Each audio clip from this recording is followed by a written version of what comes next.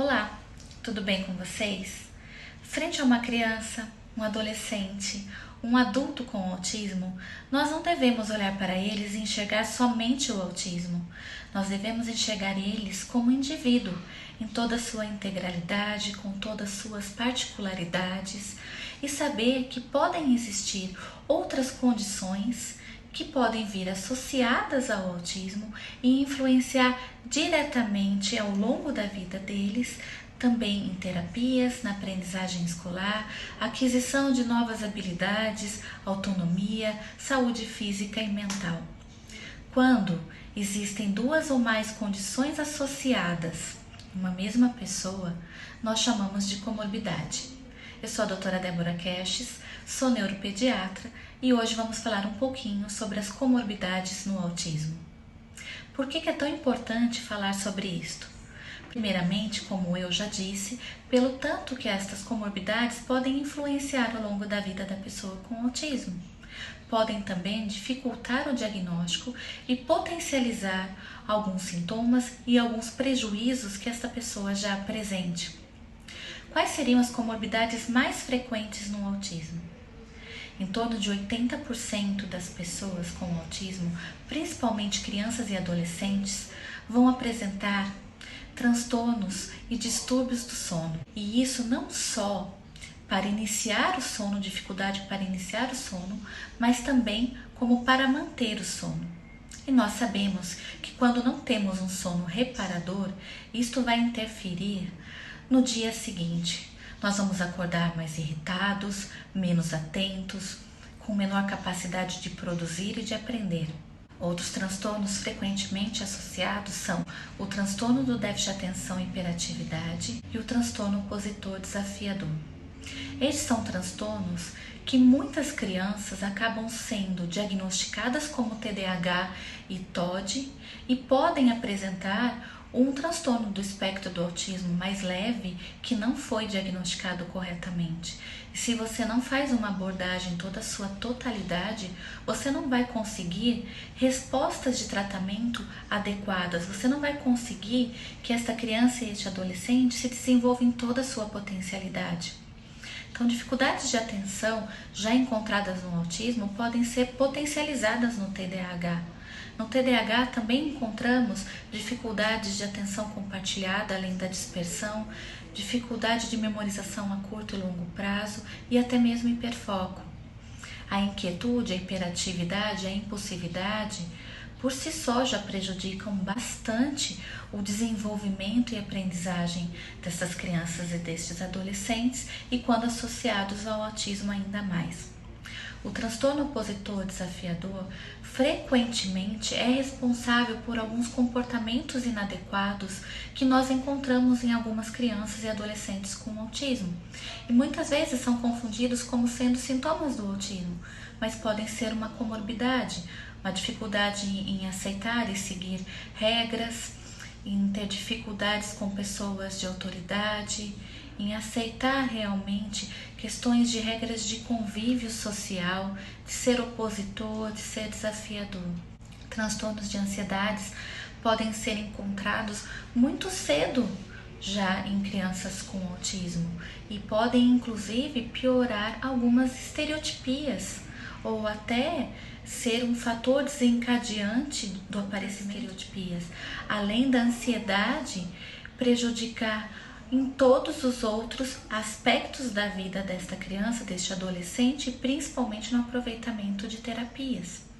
A depressão é outro transtorno frequentemente encontrado, principalmente em adolescentes com autismo, que estão na escola, que começam a ter uma maior compreensão de si mesmo, começam a querer ter aquela necessidade de pertencimento, de fazer parte dos grupos sociais, de se relacionar e muitas vezes por não estarem em terapias comportamentais, com terapias de habilidades sociais, ainda não aprenderam a lidar com tudo isto, ou até mesmo quando estão e ainda apresentam dificuldade de lidar com alguns prejuízos, algumas dificuldades, eles desenvolvem depressões e quadros muito importantes e nós devemos estar muito atentos Além do bullying, que infelizmente acontece não só com pessoas com autismo, mas principalmente os adolescentes com autismo estão mais sujeitos e podem levar a casos seríssimos de depressão. Transtorno obsessivo compulsivo também é um outro transtorno que normalmente pode ser encontrado como comorbidade no autismo e acaba dificultando muito a questão de terapias, de socialização, a questão de eles ficam mais inflexíveis a mudanças de rotina, piora a questão dos rituais. Então é algo que prejudica bastante uma pessoa com autismo e merece muita atenção. As alergias alimentares também são frequentes como comorbidade, principalmente a alergia à proteína do leite e ao glúten, embora você possa encontrar alergia ao ovo, frutos do mar, à soja e a outros alimentos. Mas quando realmente há uma alergia alimentar, deve-se excluir totalmente da dieta por conta do quanto que essa alergia pode ser prejudicial para todo este organismo. Então, essas crianças e adolescentes podem ter mais infecções de repetição, infecções respiratórias, ficam mais tempo internados, ficam mais indispostos, acabam deixando de ir à escola, a terapias. Causam também essas alergias alimentares muitos transtornos gastrointestinais que por si só já são bastante prejudiciais. Os transtornos gastrointestinais, independente das alergias alimentares, também são uma comorbidade frequente no autismo e nós devemos estar atentos, principalmente aquelas crianças e adolescentes que apresentam seletividade alimentar, que se alimentam mal, que têm pouca ingesta de fibras, pouca qualidade de alimentos, com a questão nutricional bastante prejudicada também. Isso interfere diretamente no trato gastrointestinal. Normalmente essas crianças têm constipação intestinal, tem muita flatulência, distensão abdominal, muita dor, na hora de evacuar é doloroso, então traz um desconforto muito grande e isso causa irritabilidade, principalmente se essa criança não conseguir se comunicar verbalmente ou de outra maneira, ela não vai conseguir explicar o que está acontecendo com ela, aquela dor, aquele desconforto, e vai ficar extremamente irritadiça, até mesmo pode acabar apresentando uma agressividade. A epilepsia é uma comorbidade que pode aparecer em torno de 30% das pessoas com autismo e pode desorganizar este cérebro a ponto de prejudicar bastante o desenvolvimento desta criança, então ela deve ser avaliada e tratada especificamente. E algumas crianças, inclusive, não têm epilepsia, mas podem apresentar alterações eletroencefalográficas compatíveis com epilepsia. A deficiência intelectual também é uma comorbidade encontrada em torno de 30 a 40% das pessoas com autismo e dificulta bastante a aprendizagem, a aquisição de novas habilidades, vão precisar de intervenções mais apropriadas, vão precisar de mais apoio.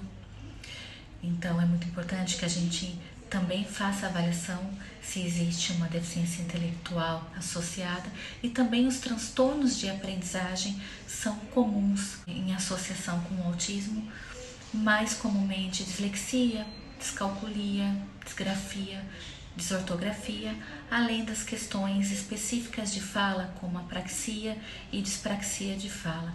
Então é importante que nós estejamos atentos a estas comorbidades para que a gente faça intervenções específicas para cada uma e assim a gente conseguir que realmente essas crianças, estes adolescentes e até estes adultos com autismo tenham o seu desenvolvimento bem trabalhado em toda a sua potencialidade. E com isso também a gente está querendo e conseguindo para eles uma melhor qualidade de vida.